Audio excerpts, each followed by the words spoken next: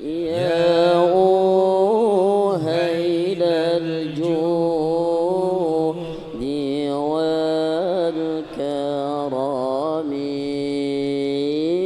يا أهيل الجود والكرم. Mari lebih bersama-sama lagi. Ya Rasulullah, salamun alaik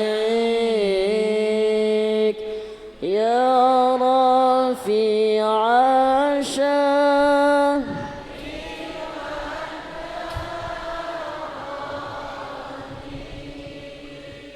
عطفة يا جيرة العدن يا أهيل الجود والكرم يا أهيل الجود والكرم. baris berikutnya.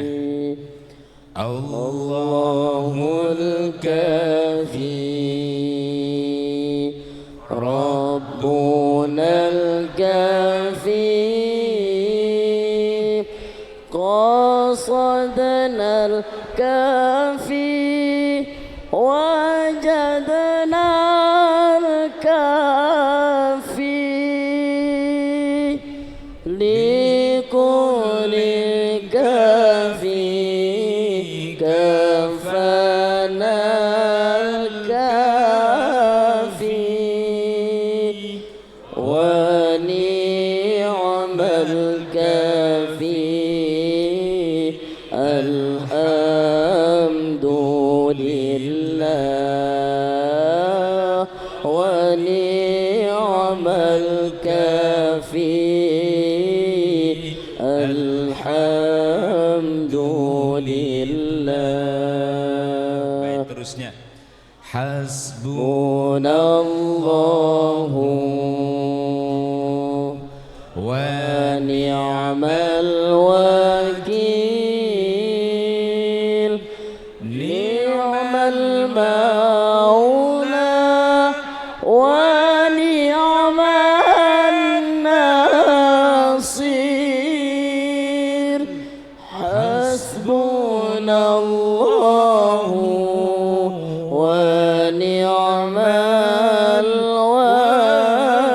الوكيل نعم المولى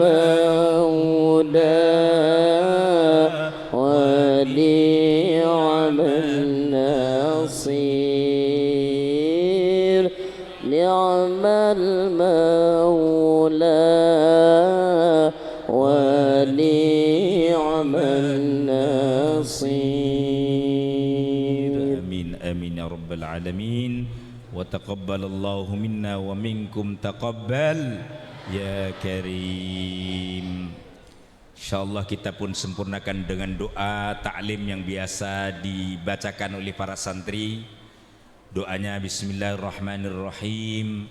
Allahumma inna nas'aluka fahman nabiyyin wa hifdzal mursalin wa ilhamal malaikatil muqarrabin. Allahumma aghnina bil ilmi wa zayyinna bil hilmi wa akrimna bit taqwa wa jammilna bil afiyah bi rahmatika ya arhamar rahimin. Amin. Mohon maaf Bapak Ibu, kita tambahkan doa ini saya ketepatan memang mendapatkan ijazah secara khusus dari Al-Habib As-Sayyid Aqil Al-Munawwar sebagai guru kami untuk ditularkan kepada para santri-santri dan jamaah sekalian. Doa ini salah satu manfaat dan hikmahnya adalah insya Allah memudahkan kita mempelajari berbagai ilmu utamanya ilmu-ilmu keislaman, pun juga memperkuat daya ingat kita. Dan yang hebatnya lagi, insya Allah orang yang sering membaca doa ini sampai akhir hayatnya, umur berapapun, kata Al-Habib Sayyid Aqil, tidak akan terkena penyakit pikun. Nah, ini yang penting. Itu tadi doanya. Kalau belum hafal, nanti ke rumah bawa gula kopi, saya tuliskan. Syaratnya nggak usah banyak-banyak, gula kopi saja. Sengaja masih disimpan ini, belum ditulis. Kalau ditulis nanti difoto, nggak jadi bawa gula kopi ke kiainya nanti, ya Pak ya. Ini canda saja. Ibu bapak sekalian, insya Allah waktu zuhur kita hari ini jam 11.45. Jadi ada waktu kurang lebih sekitar maksimal 45 menit lah. Nanti kita harapkan kalau masih ada tanya Bu jawab silahkan, dan mungkin saya juga berharap ada tambahan dari Syekh Abdullah nanti, karena memang kita insya Allah hanya membaca satu hadis saja supaya tidak monoton dari saya saja. Mungkin nanti Syekh Abdullah bisa memberikan tambahan, dan ibu bapak boleh kalau ada tambahan, tidak harus tanya jawab, tidak harus pertanyaan, masukan boleh, memberikan sumbang saran hal-hal lain yang kaitannya dengan taklim juga boleh. Termasuk mulai hari ini saya dapat masukan, ini cukup dengan disediakan air minum saja, tidak ada kuenya, karena kue yang disuguhkan kebanyakan tidak kemakan, kadang-kadang kemudian mubazir, bahkan kadang-kadang agak susah menempatkan, sehingga mulai pengajian ini bukan tidak ada duit banyak, cuma di bank duitnya. Tapi sengaja memang tidak diberikan konsumsi oleh komite ini. Gak tahu nih, Ustadz Khairuddin lebih cocok memberikan minuman saja. Tolong air minumnya jangan sampai kurang. Jangan sampai karena hanya air minum saja tidak ada. Saya jadi ini pertaruhannya itu. Insya Allah kalau hanya air minum, memang sengaja Bu, Bapak tidak dikasih kue, snack supaya kita lebih bersih, lebih tertib, khusyuk. Lebih enak ada kuenya atau tidak kira-kira ya? Bu, kok kayaknya semangatnya agak beda gara-gara gak ada kuenya ini. Bapak-bapak, saya bilang kalau mau ada kue besok-besok udah kita himbau bawa masing-masing sajalah, taruh di tempatnya masing-masing kayak model ngaji kampung. Lebih setuju nggak? Itu sedekah bareng-bareng, insya Allah tadfaul bala. Lebih enak itu kayaknya. Dan kuenya beragam, masing-masing ada yang bawa roti, ada yang membawa misalnya kucur gitu ya, kucur, membawa lagi lemet atau lemper dan seterusnya. Tidak tahu itu atau lebih bagus apa enggak. Tapi sementara insya Allah lebih tertib apa yang sudah ada. Ibu bapak sekalian, mari kita bismillah mengawali ini, kelamaan nanti pengantarnya. Hadis kita masih dalam kitab Bulughul Maram. Jangan sampai nanti lupa ini. Kitab yang memandu taklim kita Bulughul Maram lil Imam Al-Hafidh Ibnu Hajar Al-Asqalani. Atau kalau enggak susah-susah ya Ibnu Hajar Al-Asqalani. Syekh Ibnu Hajar Al-Asqalani.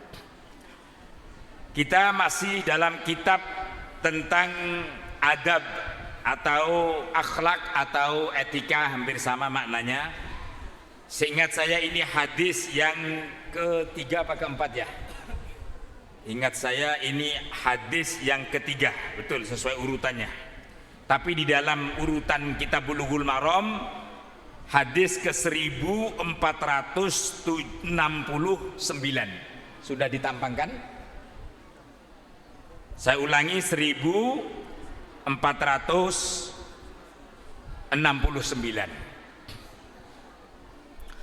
Bismillahirrahmanirrahim. Wa 'anin Nawwasi ibni Sam'ana radhiyallahu anhu qala Sa'altu Rasulullah sallallahu alaihi wasallam 'anil birri wal ismi Faqala sallallahu alaihi wasallam, al-birru husnul khuluqi wal ismu ma haka fi sadrika wa karihta an yattali'a alaihin nasu. Akhrajahu Muslim. Hadirin jemaah sekalian, sengaja saya baca dulu hadisnya secara utuh. Kita ini sebenarnya hanya menukil saja. Tugasnya para ulama, tugasnya para asatidz ustadzah, kita semua ini kalau dalam hal ilmu keislaman hanya menukil dan kemudian menyampaikan lebih lanjut apa yang sudah diajarkan oleh Rasulullah melalui hadis-hadis beliau, tentu selain Al-Quran. Jadi kita ini membaca, menukil itu artinya mengambil kemudian menerangkan. Insya Allah dengan itu sumbernya jelas dan dapat dipertanggungjawabkan. Itulah karenanya kita ngaji, dan alhamdulillah kami sendiri mentradisikan tidak akan ngaji yang resmi hanya dengan ngaji ping. Apa ngaji ping itu? Ngaji hanya dengan modal kuping, satunya ngaji asmuni, ngaji asal muni. Ngaji asmuni, asal muni, asal bunyi, tanpa ada referensi dan rujukan kitabnya.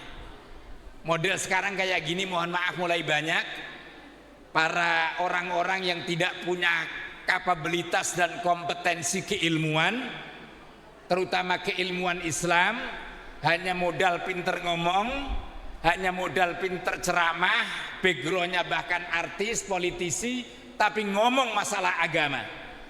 Ini mohon maaf menjadi pintu-pintu kerusakan di tengah-tengah umat. Saya harus luruskan, karena dalam Islam itu pasti dan jelas panduannya. Berbicaralah, sampaikanlah ilmu sesuai dengan bidang keahlianmu.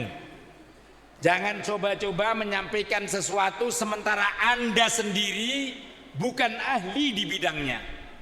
Maka saya merasakan tidak ahli di bidang politik, tidak terlalu banyak saya ngomong politik. Saya bukan ahli ekonomi, saya nggak mau bicara tentang soal-soal ekonomi yang detail. Ada bidangnya. Tapi alhamdulillah saya memang dari dulu belajar ilmu-ilmu agama, sampai doktor saya juga di bidang agama.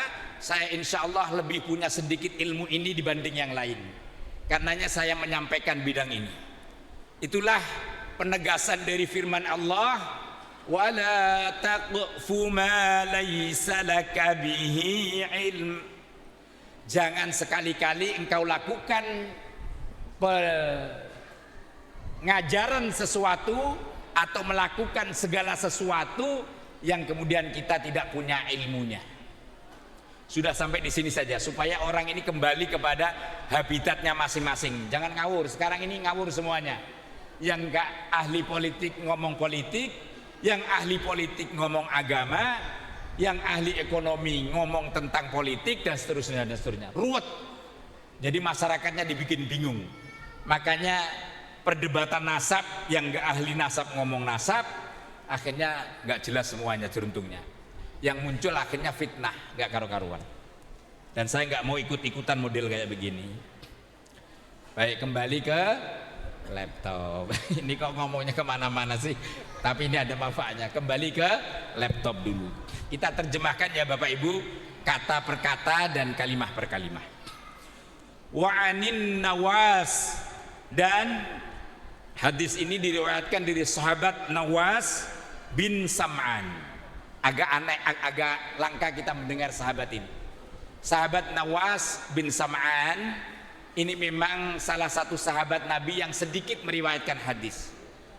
Kisarannya puluhan saja. Bahkan ada yang menyatakan cuma belasan.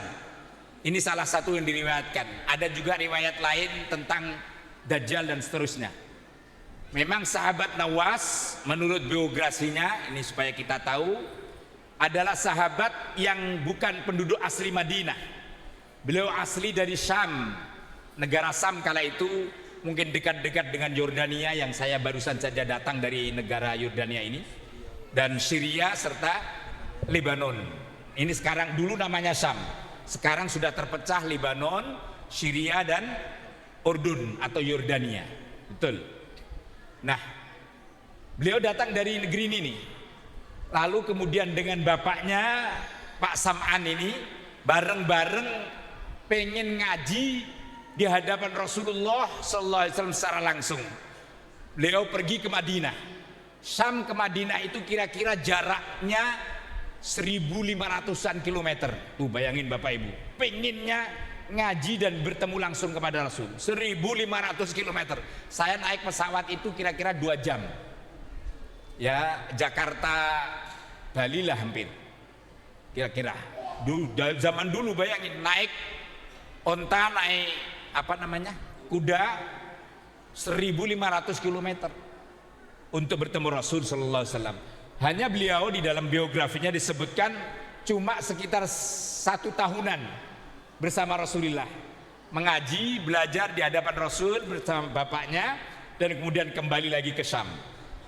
Makanya salah satu hadis yang diriwayatkan itu penting-penting. Beliau termasuk dikenal orang yang kritis. Kritis itu maksudnya orang yang cerdas, orang yang banyak pertanyaan pada hal-hal yang kadang-kadang tidak ditanyakan oleh yang lain. Maka semacam ini pertanyaannya beliau. Ini kira-kira biografi secara umum tentang sahabat Nawas bin Sam'an radhiyallahu anhu wa radhiyallahu anhum ajma'in. Qala beliau berkata, menyampaikan hadis dari Rasulullah. Beliau katakan, sa'altu Rasulullah sallallahu alaihi wasallam. Sa'altu, saya pernah bertanya. Saya siapa ini? Bapak-bapak, Nawas, jangan sampai hilang ini. Belum kayaknya sudah mulai ini. Nawas, sudah Nawas ke Nuas ini. Nawas ke Nuas. Yang bertanya adalah sahabat Nawas perawi hadis ini. Tanya kepada siapa? Rasulullah sallallahu alaihi wasallam. Salah satu yang ditanya tentang ini kepada Rasul dalam salah satu taklimnya. Maka Bapak Ibu, ini pentingnya kita sering bertanya kepada sesuatu kepada orang yang lebih ahlinya. Ini salah satunya pentingnya, supaya kita mendapatkan pengetahuan yang pas. Jangan ngambil kesimpulan sendiri, jangan mikir-mikir sendiri. Tanya tentang apa? Anil birri. Bertanya tentang definisi dan pengertian albir. Albir dalam bahasa Arab loh ya, bukan albir dalam bahasa Indonesia ini. Nanti kalau bir dalam bahasa Indonesia artinya bahaya masa. Albirru itu kebajikan, kebaikan. Wal ismi, dan tanya tentang keburukan atau sesuatu yang kemudian disebut dosa. Ini kan sesuatu yang amat sangat penting nih. Saking antusiasnya para sahabat, dan Nabi sering menyatakan pentingnya kita memahami dan mengamalkan apa sih albirru, dan menjauhi hal-hal yang bersifat al-ismu atau dosa dan kemaksiatan. Itulah karenanya sahabat Nawas bin Sam'an ini pengen tahu pengertian yang mendefinisikan tentang albirru, kebajikan, wal ismu, dan dosa, langsung dari Rasulullah sallallahu alaihi wasallam. Nah jamaah sekalian, kemudian Rasulullah sallallahu alaihi wasallam setelah ditanya ini, faqala, Rasul pun bersabda dan menjawab pertanyaan sahabat siapa tadi? Nawas bin Sam'an. Kalau bahasa Arab kayaknya kok cepet banget hilang sih. Maunya bahasa Jawa nih, Marwoto gitu, ingat banget. Atau kalau bahasa Sunda Acep gitu kayak langsung cepet banget ingat. Nawas bin Sam'an. Ini penting Bapak Ibu untuk kemudian kita ketahui. Ini langsung definisinya dari Rasulullah. Jadi kalau kita mau melakukan kebaikan, kebajikan yang mengantarkan pahala, tentunya mengantarkan rahmah dan keberkahan Allah, ini definisinya. Albirru yang disebut dengan kebaikan itu, kata Rasulullah, adalah husnul khuluqi adalah akhlak yang mulia. Pendek tapi maknanya luas. Itulah kehebatan Rasulullah. Jawami'ul kalim. Orang yang diberikan kehebatan oleh Allah, satu pernyataan tapi memiliki makna segudang bahkan sejuta kemanfaatan. Coba kalau kita ditanya kan bingung, apa sih yang disebut dengan kebaikan? Kita mendefinisikannya bisa panjang itu, repot. Apa ya kebaikan? Rasul langsung satu kata tapi memberi makna yang luar biasa. Apa yang disebut dengan albir atau kebajikan? Kebajikan itu kata Rasulullah, anakku sekalian, ini boleh diringkas, adalah sama artinya dengan akhlak yang terpuji, akhlak yang mulia. Semua akhlak yang mulia itu sama dengan albir. Semua perilaku yang baik itu sama dengan kebaikan. Itu ringkas tapi jelas. Artinya apa? Akhlak mulia baik kepada umat manusia, kepada makhluk-makhluk selain manusia. Bahkan tentu akhlak kita kepada Allah, sepanjang itu akhlak yang mulia, maka itulah albirru, itulah kebaikan.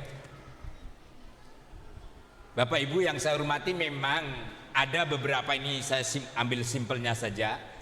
Pendefinisian albirru itu beragam pemaknaannya, tapi hampir beririsan. Rasul ini menyampaikan kira-kira sesuai dengan kadar pemahaman para sahabat yang bertanya utama. Ada misalnya dalam surah Al-Baqarah, saya lupa ayatnya, mungkin kita sebutkan, laisal birra an tuwallu wujuhakum qibalal masyriqi wal maghrib walakinnal birra man amana billahi wal yawmil akhiri wal malaikati wal kitabi wan nabiyyin wa atal mala ala hubbihi dhawil qurba wal yatama wal masakin wa ibnis sabil ila akhiril ayah. Ini penjelasan albir yang Allah definisikan dalam surah Al-Baqarah ayat berapa Syekh? Ana nasid ayat saya belum sempat baca. Tapi para ahli tafsir sering juga menafsiri albir ini dalam maknaan yang lebih detail, yang berkaitan dengan seluruh ajaran Islam. Tadi dikatakan kan, laisal birra, jangan kamu maknai kebagusan itu hanya sebatas engkau sholat semata menghadap ke timur atau ke barat. Tapi albir yang hakiki itu didetailkan dalam ayat ini, yaitu keimanan kita kepada Allah, kepada hari akhir, kepada malaikat, kepada kitab-kitab, kepada nabi. Tapi diteruskan juga setelah itu yang berkait dengan syariah. Kan ini berkait dengan akidah, lalu berkait syariah. Wa atal mala, dan memberikan harta kekayaan kepada keluarga yang kita wajib nafkahi, kemudian orang-orang masakin, anak-anak aitam, dan mereka-mereka yang membutuhkan dan duafa. Itu semuanya albir secara detail. Karenanya itu albir dalam maknaan yang umum ini ada juga dalam surah Al-Maidah, yang biasa kita kemudian diberikan pendefinisiannya, wa ta'awanu 'alal birri wat taqwa wa la ta'awanu 'alal itsmi wal 'udwan. Kalau saya tidak salah ayat 4 dari surah Al-Maidah. Perintah Allah Ta'ala kapanpun dan dimanapun serta kepada siapapun untuk kita bekerja sama, berkongsian, melakukan albirru wa ta'awanu, dan bekerja samalah kamu sekalian alal birri, untuk menegakkan dan menjalankan kebaikan, wat taqwa, dan ketakwaan. Ini makna albir dalam Al-Quran yang sesungguhnya juga semakna dengan hadis ini. Hadirin jamaah sekalian, saya ingin berlanjut. Wal ismu, sekarang sebaliknya dari kata al ismu, dosa itu dalam pandangan dan perspektif syariat Islam sebagaimana penjelasan Nabi itu apa sih? Nah, ada juga tadi diingatkan sama Syekh Abdullah nanti. Ada surah Al-Baqarah ada. Surah Al-Baqarah ada ini. Lan tanalul birra hatta tunfiqu mimma tuhibbun. وَمَا تُنْفِقُوا مِنْ شَيْءٍ فَإِنَّ اللَّهَ بِهِ عَلِيمٌ. Yang artinya secara umum lan tanalul birra, kalian tidak akan pernah mendapati albir hatta tunfiqu, sehingga engkau menafkahkan apa saja yang engkau miliki, mimma tuhibbun, dari apa-apa yang engkau cintai. Ini Allah sudah tegaskan. Maka jangan, mohon maaf, ini dari ayat ini dinyatakan kita banyak berharap mendapatkan limpahan kebaikan dari Allah sebelum kita juga berbuat baik atau memberikan sesuatu dari apa yang kita miliki. Tapi ada juga tafsir, kalau tidak salah Syekh Abdullah, albir di sini ini dimaknai nama dari salah satu surganya Allah. Jadi nama surga Allah itu ada Al-Firdaus, ada lagi apa Bu? Keenakan dengerin apa sebenarnya sih? Nama-nama surga ada Jannatul Firdaus, ada lagi Jannatun Naim, misalnya ada lagi Jannatul Ma'wa, ada lagi surganya orang-orang puasa itu apa namanya? Salah satu Ar-Rayyan, itu surganya orang-orang puasa. Termasuk Albir, itu konon nama salah satu surga bagi orang yang senang memberikan infak pada sesuatu yang ia senangi, bukan sesuatu yang sudah lungsuran, bukan sesuatu yang sudah nggak kepakai baru dikasihkan. Nah, ini apa namanya, susah mendapatkan surga albir. Kalau ngasih orang baju yang masih bagus, baju yang masih disenangin tuh dikasihkan. Nah, ini insya Allah termasuk bagus kata Syekh Abdullah, nanti dikasihkan ke saya. Boleh Syekh Abdullah. Apalagi kalau ngasih kiai, ngasih ustadz, mohon maaf, dipilihkan Pak Bu.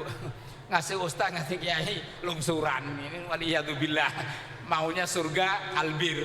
Ya empernya saja dapat sudah lumayan itu. Bu, ini jangan senyum-senyum doang tuh ya. Masa ngasih buah kiai, buahnya sudah model layu-layu begitu. Nggak bagus itu. Kalau ngasih orang ya siapapun ya, terutama orang-orang yang dicintai oleh Allah, berikanlah yang terbaik dari yang kita miliki. Itu ajarannya. Baik, sampai di sini Bapak Ibu sekalian, kita teruskan dulu. Wal ismu, lawan kata dari albirru adalah al ismu. Yang disebut dengan dosa itu apa? Kata Rasulullah, ini definisinya. Singkat tapi jelas lagi-lagi. Wal ismu, yang disebut dengan dosa, kemaksiatan itu adalah ma itu segala sesuatu. Kalau bahasa Jawa, wal ismulan utawi aran dosa, ma iku perkara, ma iku barang, begitu maknanya. Perkara, barang, segala hal maknanya sama. Segala sesuatu itu jami'un. Yang apa sifatnya? Haka, kata Rasulullah. Haka yang merisaukan, yang menggelisahkan, yang mengganggu, fi sadrika, di dalam hatimu, di dalam dadamu. Nih Rasulullah, la ilaha illallah, jelas sekali. Jadi segala sesuatu yang merisaukan dan menggalaukan hati dan akal pikiran kita itu adalah dosa.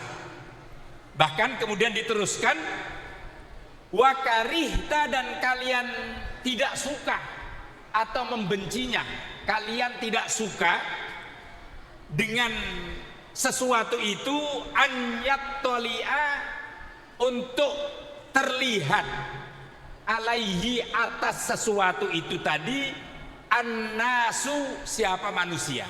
Atau saya maknain lagi, an yattali'a, hendak melihat, hendak mengetahui, alaihi, atas sesuatu itu, siapa? Ini failnya, annasu, manusia. Bingung apa bingung ini? Ini masih artinya ini. Ini arti dalam bahasa yang kata per kata. Maksudnya yang disebut dengan dosa ini, ibunya Nabil, mohon maaf saya sampaikan seperti apa terjemahannya Rasulullah, segala sesuatu yang merisaukan hati kita, yang kita tidak nyaman untuk melakukannya, dan kita kalau melakukan itu merasa malu kalau dilihat oleh orang lain, merasa tidak mau kalau itu kemudian kita lakukan diketahui oleh orang lain. Apa ya Bapak Ibu silahkan renungin sendiri, pikir-pikir sendiri ya. Nanti saya akan jelaskan ini tambahannya Syekh Abdullah. Ini penting, tapi ini masih global ya. Contoh-contoh gampangnya saja, nyuri barang orang lain. Bapak Ibu kira-kira pas waktu nyuri itu pengen diketahui orang atau pengen tidak diketahui orang?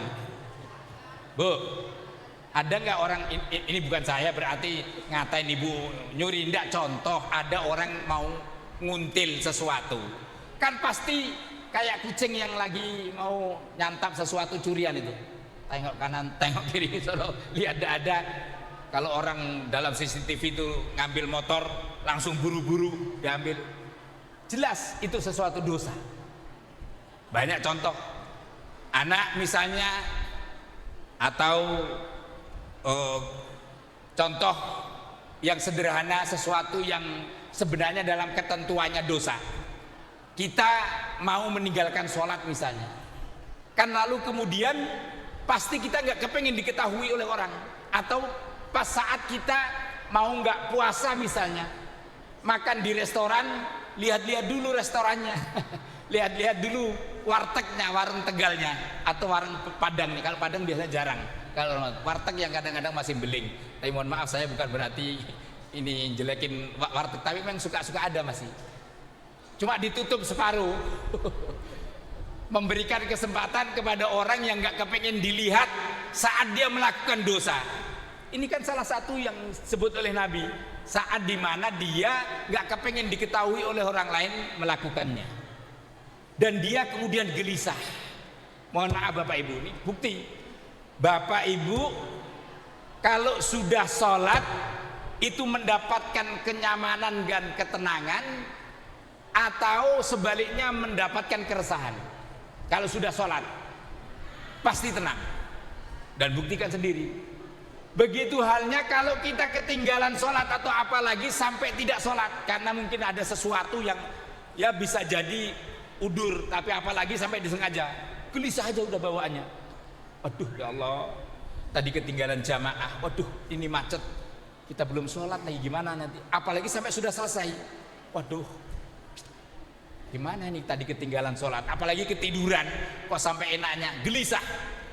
Pasti akan ada kegelisahan dalam diri kita karena ada sesuatu yang kemudian kita langgar. Itu dalam hal-hal ubudiyah, dalam hal-hal yang sifatnya muamalah juga sama.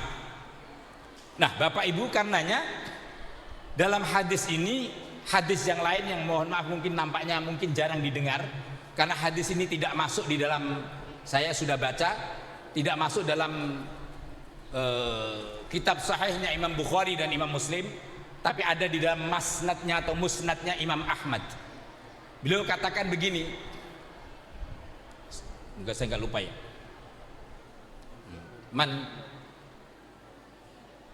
aduh saya lupa, sebentar.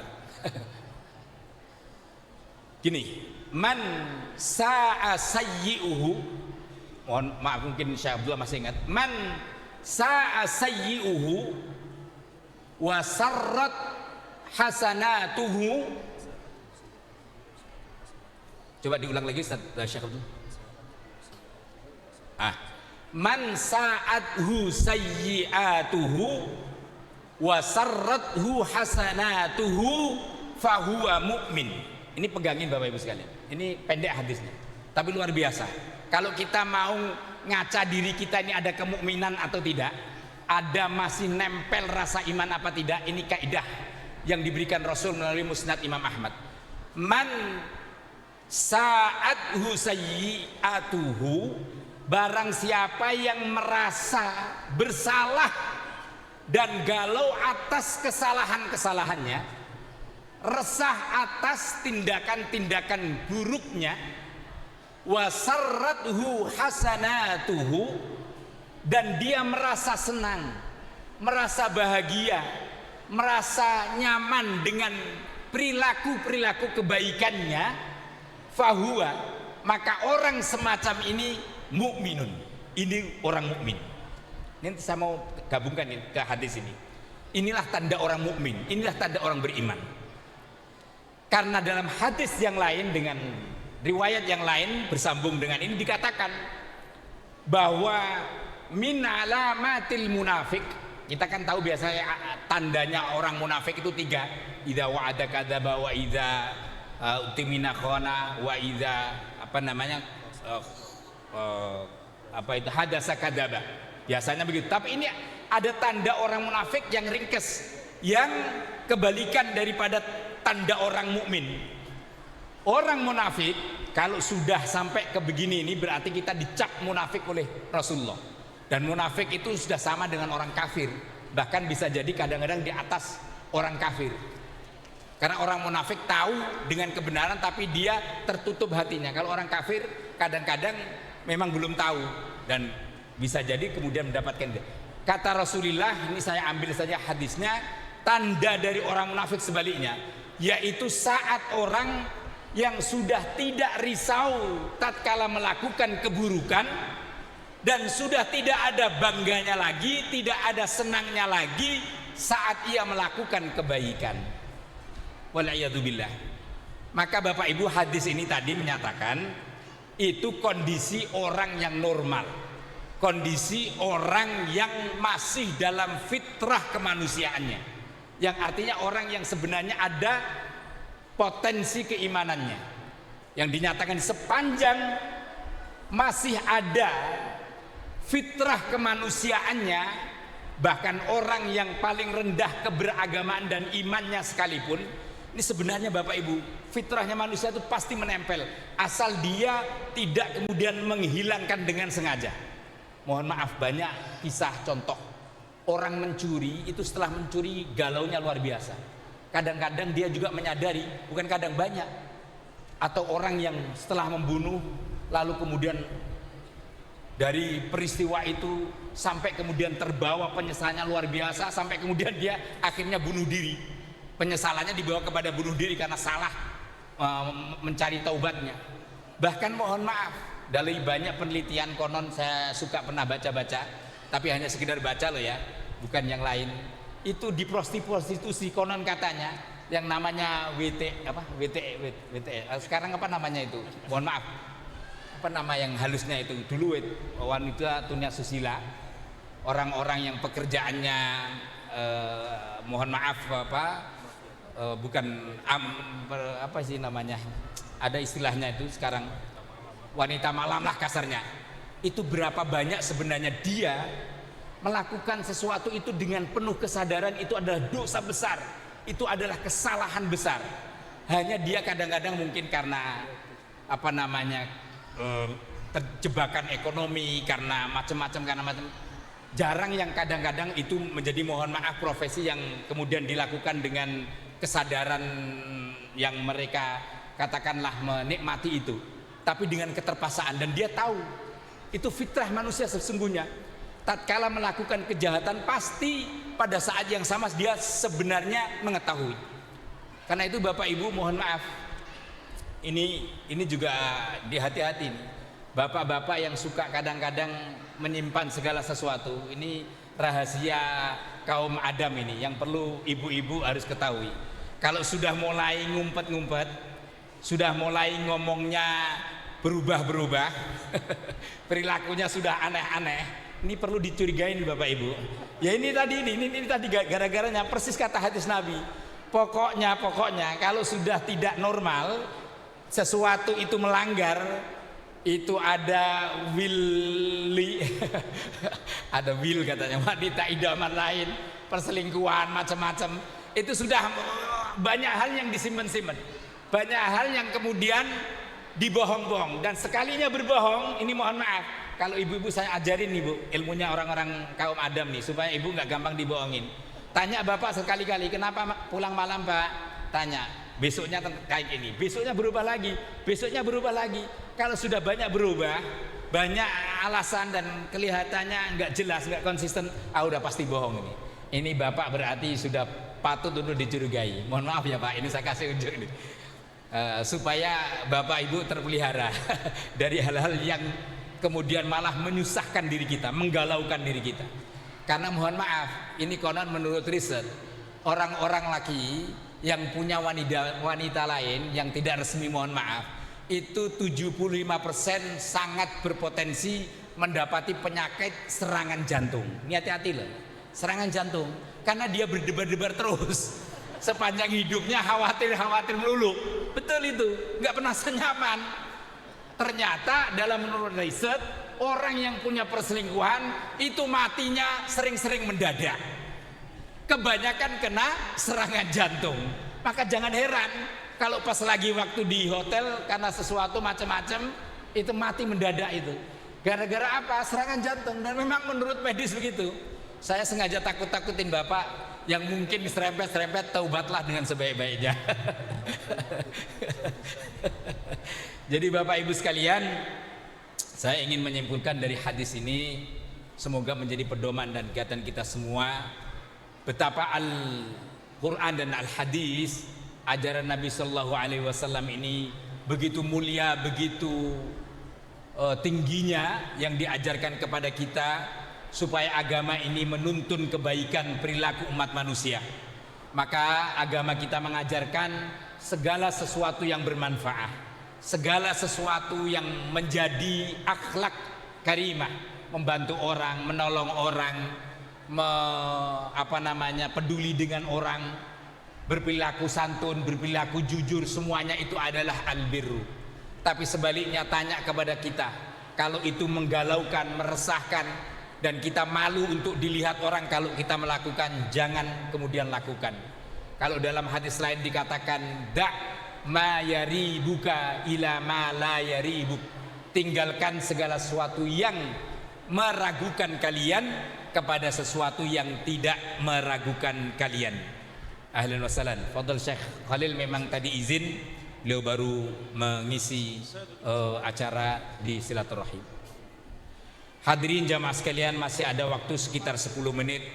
Kami mohonkan kepada Syekh Abdullah untuk menambahkan beberapa apa yang kami sampaikan, 10 daqiqah kita takriban. Tafadhalu bil lughatil Indonesiah mungkin, bil lughatil Arabiyyah, ba'dan ana tarjim insyaallah mungkin. Fadhalu.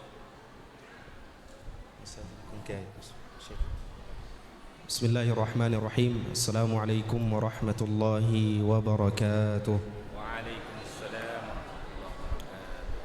Alhamdulillah wassalatu wassalamu ala rasulillah sallallahu alaihi wasallam.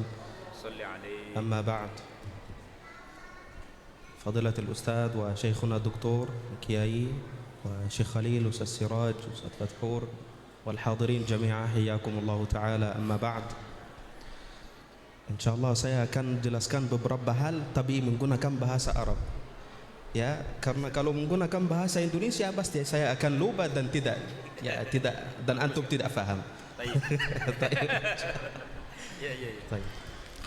بخصوص ذلك الحديث الشريف الذي رواه النواس بن سمعان رضي الله عنه عندما سأل النبي صلى الله عليه وسلم عن البر، وكلمة البر هي من جوامع كلم النبي صلى الله عليه وسلم، فهذه الكلمة تشمل كل المعاني الطيبة وتشمل كل أفعال الخير.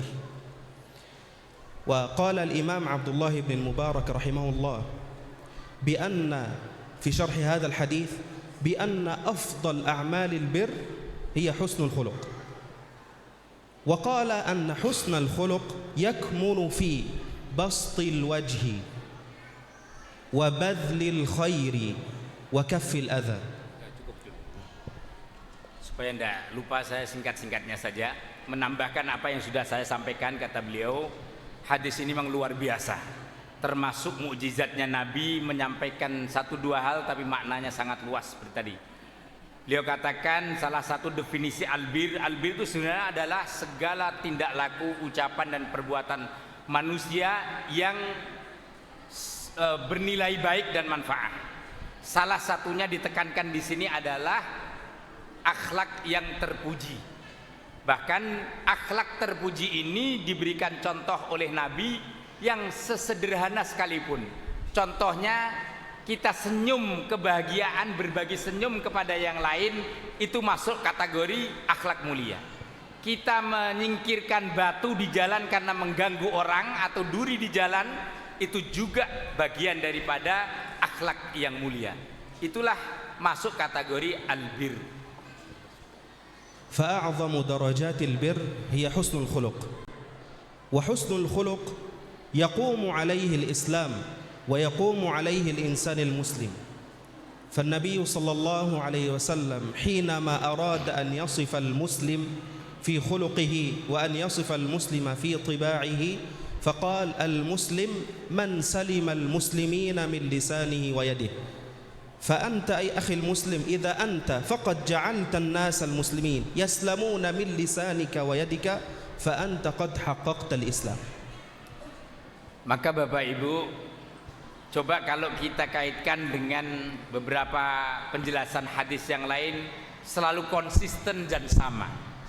Maka dinyatakan seorang muslim yang bajik, yang baik, itu kata Nabi adalah man salimal muslimuna min lisanihi wa yadihi, yaitu orang yang orang lain merasa aman, merasa nyaman, merasa selamat dari segala gangguannya, baik gangguan dari mulutnya maupun gangguan dari perilaku tangannya.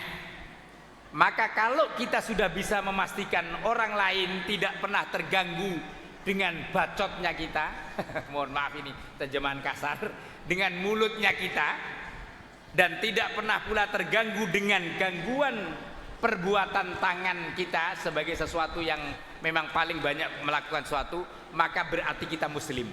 Tapi kalau kemudian sebaliknya orang sering mendapatkan gangguan dari ucapan maupun perilaku kita, maka kemusliman kita pun semakin kecil menempelnya atau semakin kecil berada di dalam diri kita. ثم قال والإثم ما حاك في النفس والمقصود هنا والمخاطب هنا هم أصحاب الفطرة السليمة وأصحاب القلب السليم، ليسوا أصحاب القلوب التي ملأها الإثم والتي ملأها السوء. فلا يمكن أن نخاطب الإنسان المجرم أو السارق ونقول له أن الإثم فقط هو الذي لا يطمئن له قلبك، ولكن المخاطبة هنا للإنسان صاحب الفطرة السليمة. Masya Allah. Ini tambahan yang meskipun sedikit tadi sudah saya sampaikan, tapi persis disampaikan Syekh Abdullah ini. Bapak Ibu sekalian, saya akuin beliau memang orang alim sekali dan banyak referensi kitab-kitabnya saya tahu. Maka kita ngaji ini mahal sebenarnya, mahal sekali. Saya aja banyak mendapatkan ilmu dari beliau. Beliau katakan ini, ini penting. Mukhatabnya hadis ini tidak untuk semua manusia, tapi mukhatab itu artinya orang yang diajak bicara oleh Nabi ini adalah orang-orang yang masih normal, orang-orang yang fitrahnya masih ada. Orang yang sepanjang masih fitrahnya ada mesti seperti apa yang dikatakan Nabi, yaitu tatkala berbuat kesalahan, tatkala berbuat keburukan, pasti dia galau, pasti dia akan resah. Beda halnya orang yang sudah tertutup fitrahnya, dia pasti sudah akhirnya hilang kemanusiaannya. Jadi meskipun jasadnya manusia, fisiknya manusia, tapi sesungguhnya kemanusiaannya sudah hilang. Kalau enggak jadi manusia gila, ya namanya manusia gila nih. Kira-kira gitu. Ya gimana enggak manusia gila nih? Namanya sudah hilang dari kemanusiaannya. Bunuh orang sudah enggak ada lagi rasa dosa dan salahnya. Mungkin nyantet orang, menzalimi orang sudah enggak ada lagi rasa penyesalannya. Berbuat kesalahan apapun sudah enggak ada lagi penyesalannya. Orang semacam ini sesungguhnya bukan manusia, tetapi adalah binatang kejam yang menjelma manusia sungguhnya. Karena fitrahnya sudah hilang. Padahal fitrah itu adalah dasar manusia. Itulah yang disebut oleh Allah dalam surah At-Tin. Saya tambahkan, manusia itu pada hakikatnya sangat mulia, tapi tatkala sudah hilang fitrahnya, dia kembali kepada derajat yang paling hina, bahkan lebih hina daripada iblis sekalipun, lebih hina dari binatang yang buas sekalipun, dan itu nyata. Fadhal Syekh.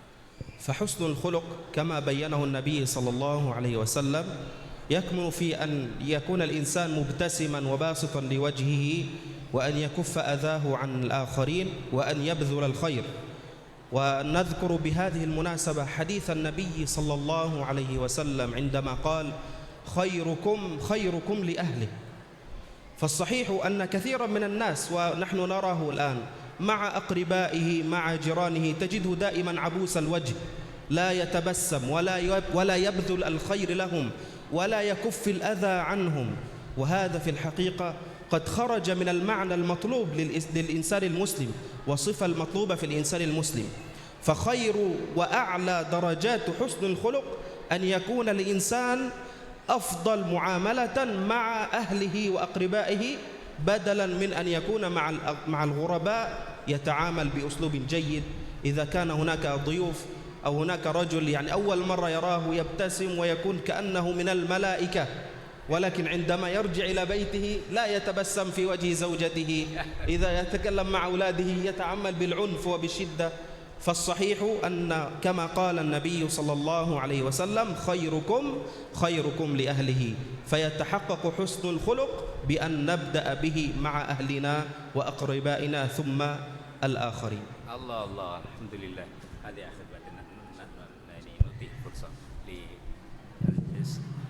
ini luar biasa Bapak Ibu semua. Inilah ilmu kalau kemudian dikaji, semakin Masya Allah luar biasa dalamnya dan menikmatinya. Kata beliau ini yang terakhir disampaikan dari pemanaan hadis ini, jangan lupa bahwa salah satu husnul khuluq yang perlu kita praktekkan itu adalah ucapan yang santun dan senyum yang manis kepada orang-orang yang dekat dengan kita. Termasuk yang paling utamanya adalah suami kepada istri, istri kepada suami, orang tua kepada anak, anak kepada orang tuanya, dan dalam hal ini misalnya kalau di pesantren ya guru kepada santri-santrinya, santri-santri kepada guru dan kepada sesamanya. Husnul khuluq yang paling utama adalah ucapan yang santun, ucapan yang baik, senyum yang basam yang menyenangkan dan membahagiakan. Jangan dibalik malahan, mohon maaf ini kadang-kadang seperti disampaikan Syekh Abdullah tadi, kita ini pinter senyum, sok-sok baik, sok-sok manis di hadapan orang-orang lain, dan bahkan kadang orang-orang yang baru kita kenal, Ini bapak-bapak ini Bu biasanya kayak begini, dan mohon maaf termasuk saya kadang-kadang juga sok-sok kalau ada orang-orang yang kita butuhin, kadang-kadang malah ibu-ibu yang sudah cakep lalu kemudian banyak duit, kita sering-sering senyum, sering-sering baik. Lalu kepada istrinya sendiri malah sering-sering manyun, sering-sering gak kita kasih senyum. Ini kebalikan. Waliyadzubillah, jangan Bapak Ibu sekalian. Islam mengajarkan justru sebaliknya, banyaklah memberi senyum dan kebahagiaan orang-orang yang di dekat kita. Nih mulai dari ngaji kita ini, nanti dipraktekin. Bu, kalau bapaknya sering-sering marah, sering-sering ngomong kasar, sering gak kasih senyum, ingat tuh tadi kata Syekh Abdullah, ingat gak? Kasih dong senyum, kasih dong uang, kasih, mau senyum kan harus kasih uang. Ibunya juga begitu, berikan senyum dulu, berikan kebahagiaan dulu. Bapak ibu dari kantor, baru kemudian tanya-tanya gaji. Ya, kok kayaknya ini sudah pertengahan bulan, gajinya belum nyampe-nyampe ya. Jangan-jangan lupa atau gajinya ditaruh kemana ya, kira-kira gitu. Jadi Bapak Ibu sekalian, itu kira-kira yang diintisarikan apa yang disampaikan Syekh Abdullah. Tayyib, bil akhir, ini yang paling akhir. Kalau sekiranya ada pertanyaan 1-2, monggo, masih ada sekitar 5 menit. Fadhol. Cukup Bapak Ibu? Sudah banyak kayaknya. Kalau sudah ada pertanyaan, monggo, silakan. Mungkin mewakili saja, silakan sebut nama, wali santri dari mana. Setelah dari ayah, dari bapak-bapak, silakan ibu-ibu satu saja. Assalamualaikum warahmatullahi wabarakatuh. Alhamdulillah, terima kasih Ustadz. Tadi dijelaskan bahwa ismi ya, keburukan itu membuat kita resah. Membuat kita resah jika kita melakukan satu kemaksiatan. Nah, salah satu kemaksiatan, apakah ini bersifat umum bagi semua manusia atau khusus muslim saja?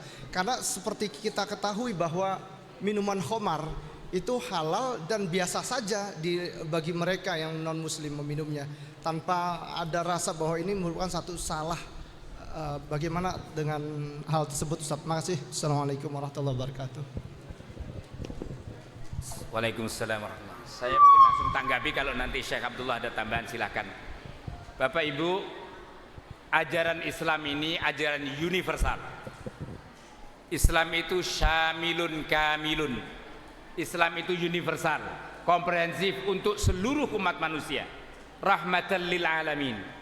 Karena itu ajarannya akan selalu pas, sesuai dan cocok dengan seluruh umat manusia dimanapun dan kapanpun. Itu sepanjang manusia menggunakan fitrahnya. Ini. Jangan dikira orang-orang yang minum khamar mabuk-mabukan itu, meskipun orang-orang non muslim, dia merasa nyaman. Sesungguhnya ada banyak mereka yang kalau fitrahnya itu dia merasa ada sesuatu yang tidak tepat, ada sesuatu yang tidak pas. Baik itu dari aspek etika, terlebih lagi dari aspek-aspek kesehatan. Orang yang mohon maaf makan daging babi meskipun non muslim, saya punya tetangga dulu orang Kristen yang termasuk tidak pernah makan babi dalam hidupnya. Karena dia merasa makan babi itu sebenarnya di dalam kitab Taurat yang lama sekalipun itu sudah diingatkan, sudah haram, dan dia merasa tidak nyaman itu. Maka sekali lagi, kalau orang itu kembali kepada fitrahnya yang asli, dia akan sejalan dengan ajaran Islam yang universal. Meskipun, ya ini saya tambah, meskipun memang ada hal-hal yang sifatnya spesifik sebagai syariat Islam. Ini berlaku untuk siapa? Untuk orang-orang yang sudah mengikrarkan keislamannya. Maka Bapak Ibu, boleh saya simpulkan di sini, Al-Quran atau syariat Islam ini tidak pernah ngopenin dan tidak pernah ngurusin orang-orang kafir. Nih, Allah itu sudah jelaskan, saya ciptakan manusia, ada yang milih kafir, ada yang milih muslim. Yang muslim, ta'alau sini kamu, ini saya kasih tunjuk syariatnya Islam melalui Al-Quran, melalui hadis, melalui nabi-nabiku. Ini yang diurus oleh Allah. Ini yang menjadi khalifatullah. Orang-orang kafir itu meskipun menjadi bagian dari makhluk Allah, tapi tidak pernah disentuh oleh ajaran Islam. Tidak pernah diajak ngomong, tidak pernah udah terserah saja kamu. Meskipun mereka pada saatnya, satu saatnya kalau kemudian ada wasilah mendapatkan hidayah dari Allah, pun mereka akan ada upaya-upaya lahiriahnya. Karenanya itu kalau orang kafir udah dibiarin sama Allah, di dunianya ini dibiarin, tapi dia pun tahu satu saat resikonya nanti ada di akhirat, ada di akhirat. Itulah yang kemudian janji Allah yang tidak akan pernah itu teringkari. Maka sesungguhnya mohon maaf, sekafir-kafir orang sekalipun, seateis-ateisnya orang sekalipun, itu di dalam hati kecilnya itu pasti ada rasa keimanannya sesungguhnya. Tapi kemudian ia tutupi dengan nafsunya. Akhirnya kemudian dia terperosok dan terjerembab dalam kekafirannya. Kalau itu kemudian dibawa sampai akhir kehidupannya, maka jadilah dia kafir.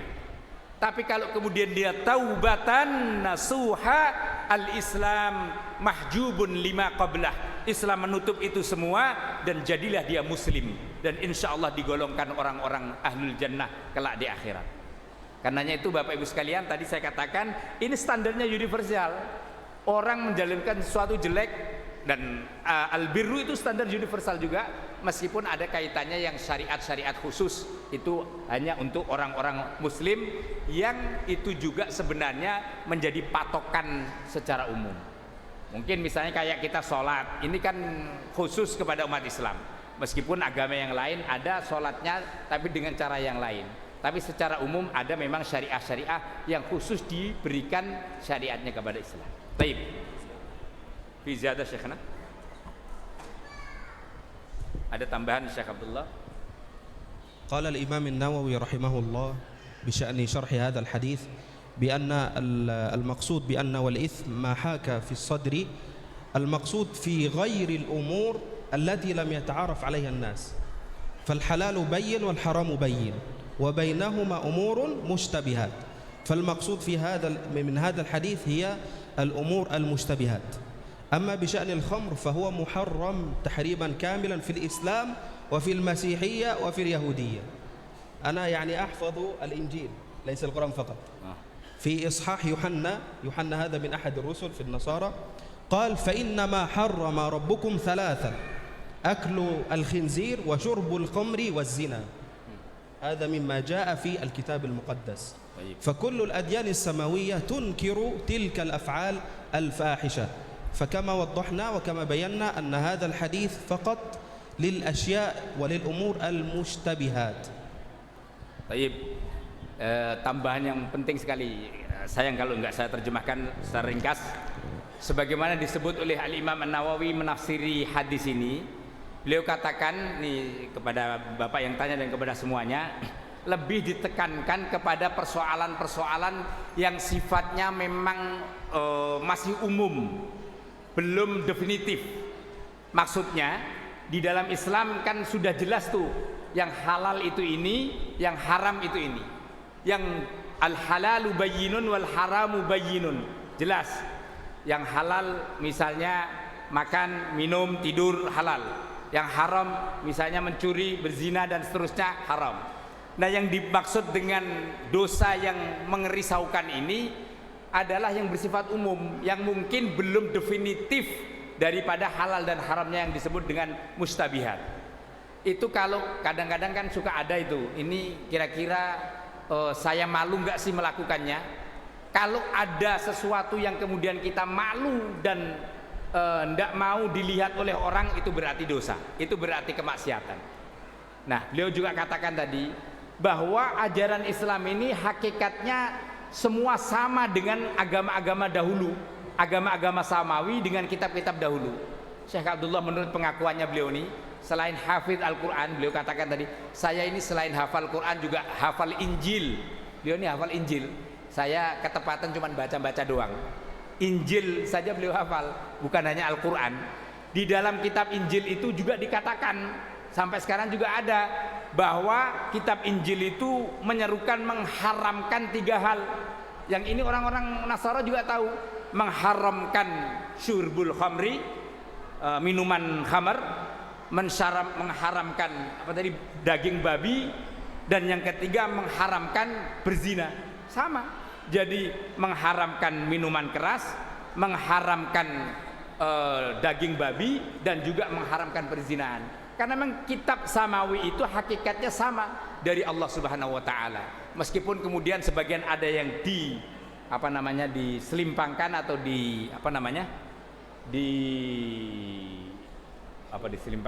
disalahartikan atau kemudian disalah terjemahkan, disalah amalkan, itu urusannya mereka yang menyalahi daripada nas-nas aslinya. Jadi Bapak Ibu sekalian, saya kira dari beberapa pernyataan ini insyaallah sudah semakin jelas.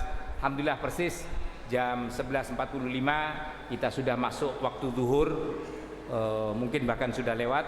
Karenanya tentu kita ambil beberapa hikmah, pelajaran yang amat penting dari apa yang saya sampaikan dan apa yang sudah disampaikan oleh Syekh Abdullah.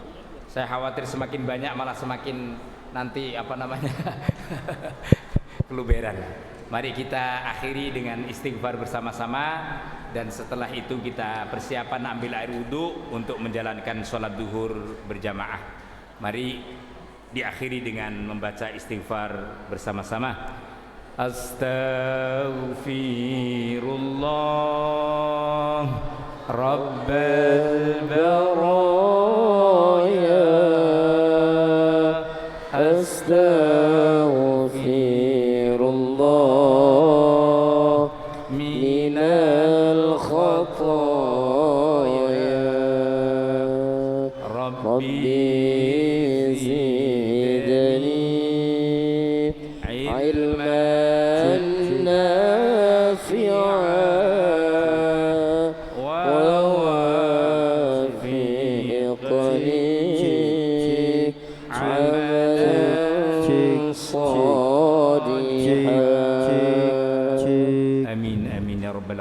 Demikian Bapak Ibu hadirin semuanya, anak-anak santri, taklim dan kajian yang dapat kami sampaikan pada kesempatan yang mulia ini, doa dan harapan kita semoga menjadi ilmu yang bermanfaat, menjadi amal yang salih dan salihah, mengantarkan kehidupan kita yang selamat, sejahtera, bahagia dunia hingga akhirat. Amin amin ya rabbal alamin. Wa dumtum fil khairi wal afiyati was salamah wa ma'at taufiqi wa ma'an najah wa ma'at taufiqi wa ma'an najah wallahul muwaffiq ila aqwamit thariq. Wassalamu alaikum warahmatullahi wabarakatuh.